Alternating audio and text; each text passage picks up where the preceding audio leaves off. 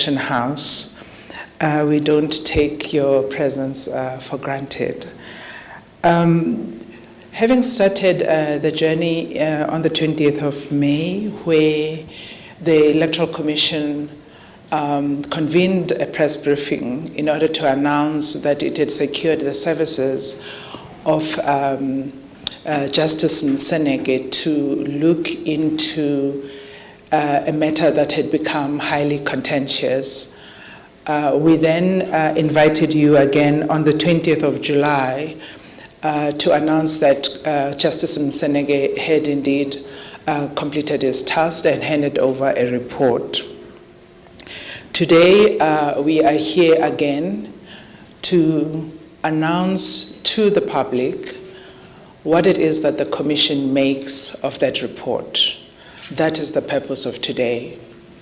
So without wasting much time, may I please invite, first of all, let me introduce the commissioners before I invite the chairperson to deliver the decision. On my right-hand side is the chairperson of the Electoral Commission, Mr. Glenn Mashinini. On his extreme right is Commissioner Mussini. On my left is the Vice Chairperson of the Electoral Commission, Janet Love. On her left-hand side is the CEO of the Electoral Commission, Mr. Simon Mabulo. Some of members of the executive are sitting on that end, and other members of the executive and senior leadership of the Electoral Commission are joining us virtually. With those few introductions, Chairperson, may I invite you to deliver the decision of the Electoral Commission. Thank you very much. Thank you, Program Director, Dr. Masugu, fellow commissioners, the Vice Chairperson of the Commission, Janet Love, Commissioner Mussini, Commissioner Diapile, and Commissioner Dr. Masugu.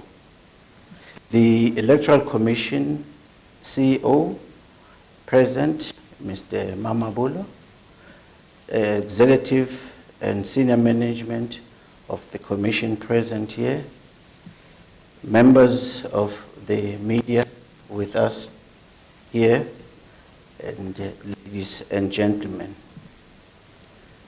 The last 65 days have been eventful in the Electoral Commission of South Africa.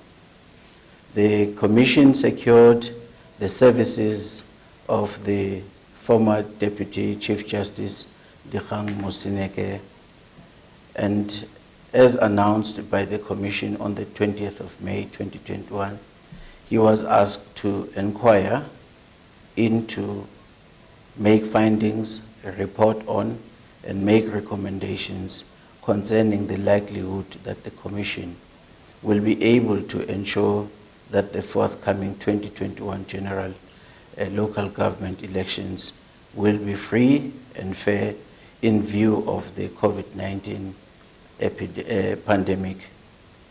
The Commission further sought that the report indicate any additional measures necessary for the Commission to consider implementing in order to realize free and fair elections within the COVID-19 context. And as we all know, this inquiry became known as the Mussini Inquiry. And the Mussini report was released to the Commission and the nation on Tuesday, 20th of July, 2021, one day earlier than was originally planned. The Commission committed to consider it expeditiously. And I am pleased to inform you that the Commission has now carefully considered the report and its implications on our work. The Mussini report found that it was not reasonably possible or likely that the local government elections scheduled for the for October 2021 would be free and fair, and recommended that the Commission approach a court of competent jurisdiction to seek a just and equitable order for the deferral of the elections to no later than February 2022.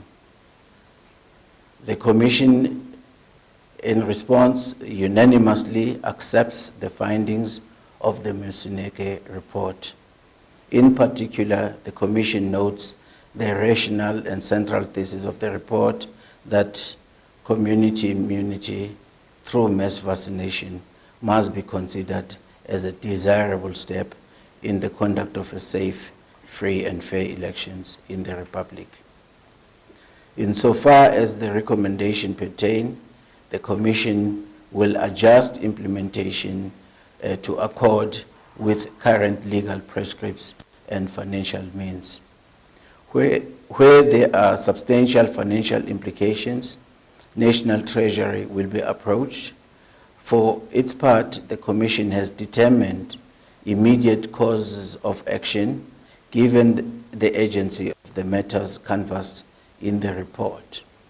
And these include, but are not limited to, the deferral of the registration weekend scheduled for the 31st of July and 1st of August to enable the steps necessary for the preservation of lives of the members of the electoral staff, political party agents, observers, and voters who will ordinarily be in attendance at the 23,151 registration stations across the country. And this decision is grounded on the epidemiological projections advanced in the Mussini report, as well as the current persisting high levels of COVID-19 infections and mortality rates in the country. To fast-track measures recommended in the Mussini report for vaccination of staff, negotiations were already at an advanced stage with the Department of Health. And to immediately consult with the Minister of Cooperative Governance and Traditional Affairs, Dr. Nkosazana Dlamini Zuma, as the authority responsible for the proclamation of the upcoming general elections of municipal councils, and as the chairperson of the Interministerial Committee on Local Government Elections. And to immediately inform represented political parties, Parliament, the Minister of Home Affairs, SALGA, and all other electoral stakeholders of its decisions. And to urgently brief Senior Council to launch an application in a court of competent jurisdiction to seek judicial authorization to conduct election outside of the constitutionally prescribed periods. And further, a consultation will also be sought with National Treasury regarding the financial implications of the recommendations embodied in the report, as well as the new dates for the voter registration will be announced in due course. In the meantime, the Commission reminds all eligible voters that the online registration facility launched recently will continue to provide a safe, convenient, and easy way to register as a voter and to update registration details. And since its launch on the 14th of July, more than 8,648 voters have already successfully used the system to register or to change their registration details. Ladies and gentlemen, it's important that we understand that until a court of competent jurisdiction has determined the application for deferral, all other planned electoral activities will proceed.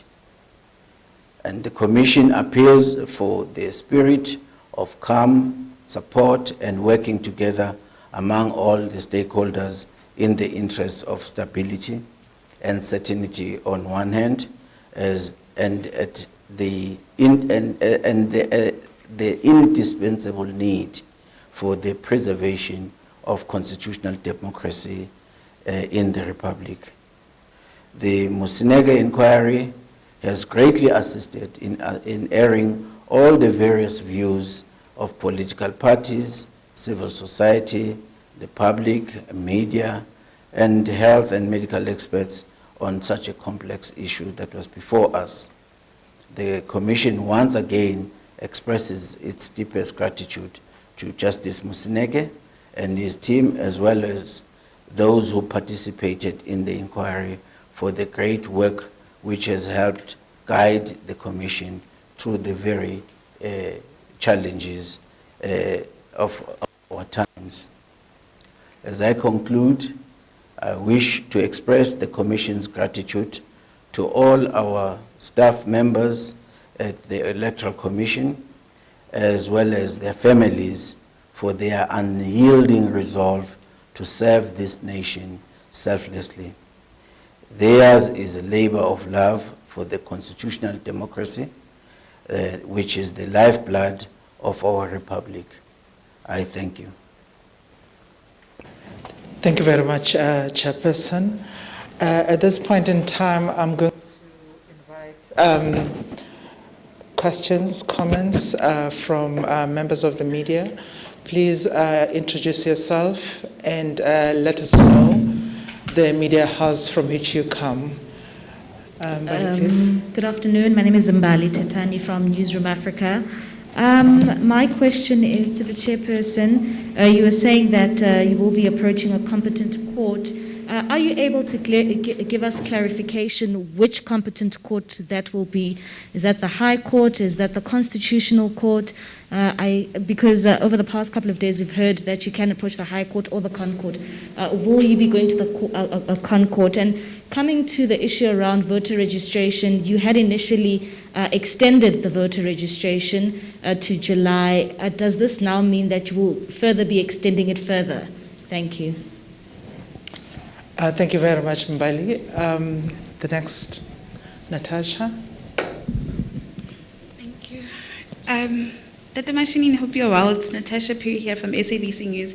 Just dwelling on Umbali's question about the legal aspects of, approaching this relevant court. Is it the constitutional courts? Because, correct me if I'm wrong, the IEC has two options, right, in this regard. Either the IEC and the Minister of COGTA approach the constitutional courts to ask for an extension, or the constitutional amendment route, which is a lengthy route. So if you just please clarify on that. Thank you. Oh, sorry, just one more question, sorry.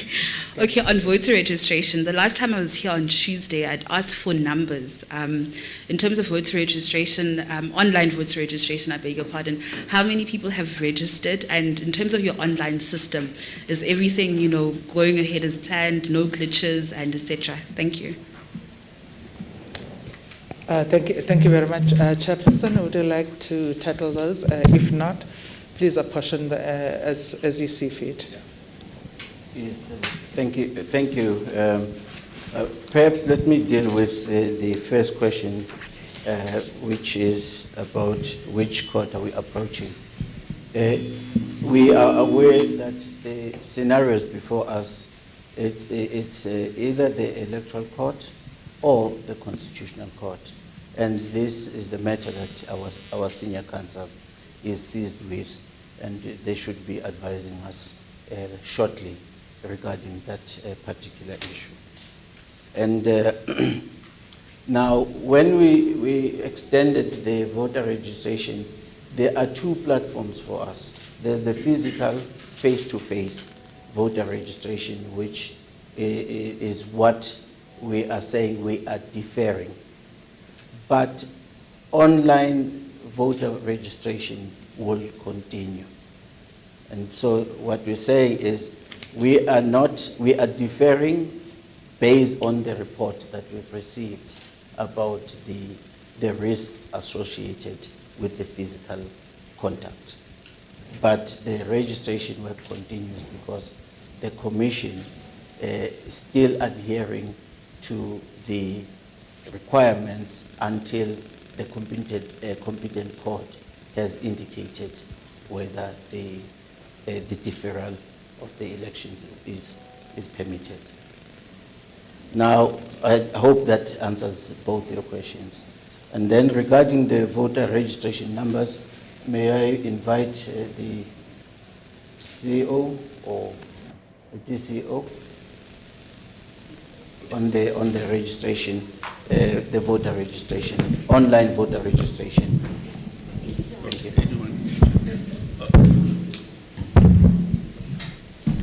I nearly drank this, so my apologies. It works better when you drink it. No. As at this morning, we have processed 10,367 registrations, and that includes people who are re-registering as well as new applicants. Indeed, there were some glitches. People were uploading the wrong side of the smart ID card.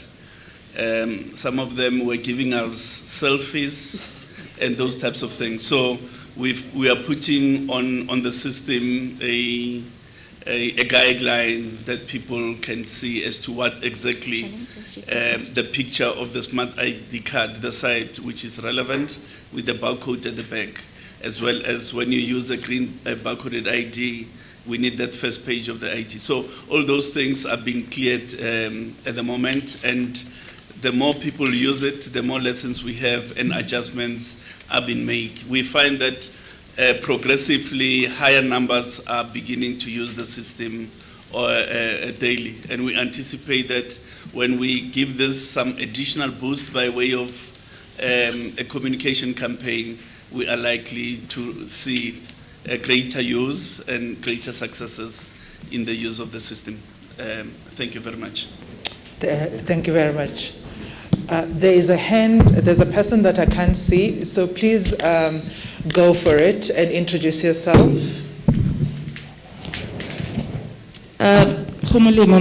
UFM. The inquiry found that the elections, if they proceed in October, they won't be fair. There's uncertainty in whether this order you seek will be granted. Now, are you going to run parallel processes to ensure that you try to remedy that these elections are free and fair? Thank you very much. I'm going to take Natasha again.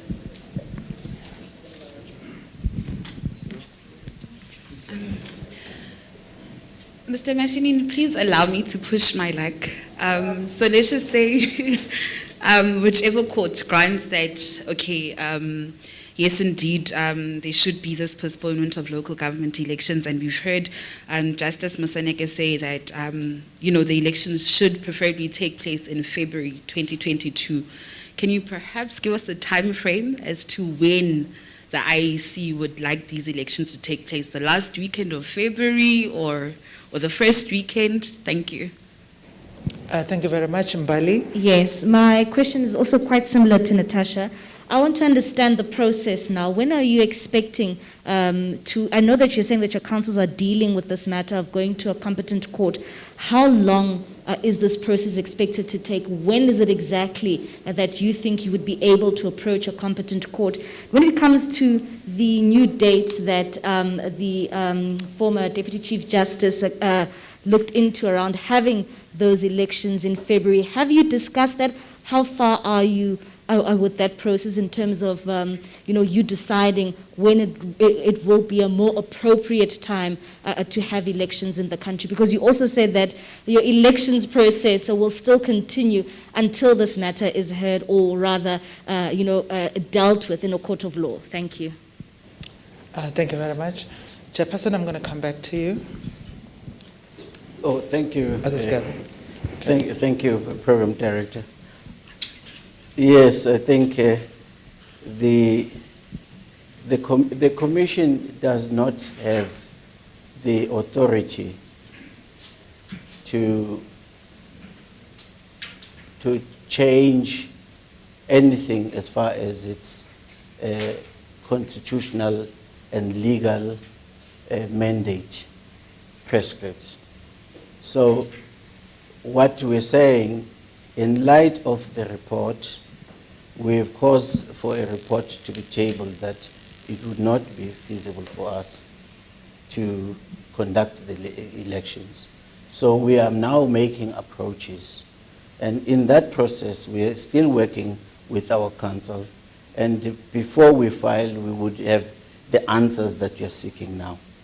So it would not be appropriate for me to preempt what then would be the advice, because we still have to engage also the administration, where they would then indicate the feasibility of the recommendations as such. Now, some of the recommendations that we have, we're quite clear that they may be low-hanging fruits, but there are others that have got other intricate questions and considerations that we need to make. So at this stage, we are happy to indicate that this is the intent and that's the direction we're taking.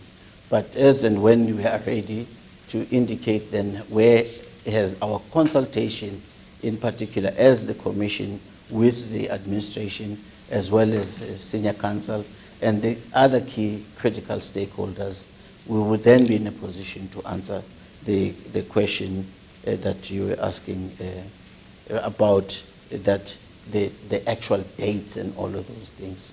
So at this stage, one cannot make those dates also because we don't know whether the courts will actually even grant this request. So these are the issues that at the moment we would hold in abeyance until we've received the advice. Now, as to whether we're going to run things parallel, I'm not sure if I understood the question properly, but to us is that it's still one and the same process. What we're saying is there's certain aspect of what we had on the table that is not feasible, which is the face-to-face registration. But under general, we are saying it's possible for us to continue with the registration, and we will be actually indicating also what happens to all the other due processes that fall within our timelines. I don't know if there's anything that CEO, you are in a position to add. Okay, not yet. Okay. There was a hand from Gavin. Please introduce yourself and the place you come from. Thank you so much. Thank you so much. It's Gavin Whittles from ENCA.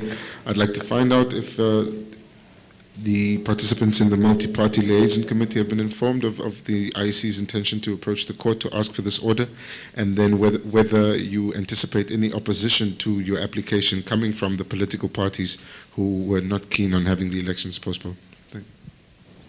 Thank you very much. Mbali, again. Is the microphone before you use it, Mbali? Okay, it's fine. I'll sanitize after. I just want to find out how possible is it for us to have local government elections before the end of the year? I know that you're saying that you still need to go and deal with the matter of going to the Electoral Court or the Constitutional Court. But in terms of what you've looked at, in terms of the Mussini report, and what the health department is saying in terms of increasing the vaccination process in the country. We've heard also this morning the minister saying that they're fast-tracking that process. Is it possible at all to have those elections before the end of this year? Thank you. Okay. Chairperson, I'm going to come back to you. You will invite whatever assistance you require. Okay. Vice Chair.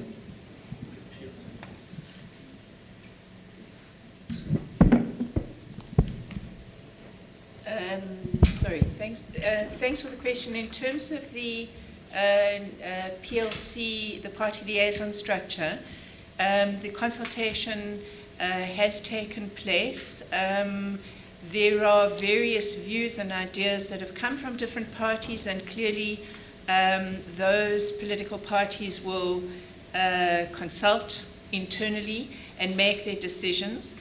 In terms of opposition, I think it's far too early to say. It will depend on positions that are taken in court papers and positions that are taken internally by political parties after their consultations. But we have had those initial consultations. I think in terms of the possibility before the end of the year, I think that that's indeed what the whole process of the inquiry was about. So I think you're asking that question again, and as we've indicated, we aren't in a position to do anything other than to abide by our own constitutional obligations, and so we will indeed be pursuing that, while simultaneously, in parallel, in line with the question that was asked earlier, we will also be pursuing the matters that have been raised in the report on the inquiry with council, with the administration and so on, in order to look at what could be other scenarios should the court be minded to allow for that. Colleagues, I do not see any further hands. If any of you are there that I do not see, I hope someone is going to tell me going once, going twice, going 3 times, we are done. Ladies and gentlemen, thank you so much for coming. Your presence here as the media ensures that the message is heard far and wide. So thank you for coming through. Please remain safe. The very thing that has brought us here calls me to say to you, please be careful. So on that note, I wish to thank everyone who has come through. I wish to thank our virtual audience. I wish to thank the commissioners and the administration for all the work that they continue to do. Thank you very much. That brings us to the end of the briefing. Have a good afternoon. Thank you. Look.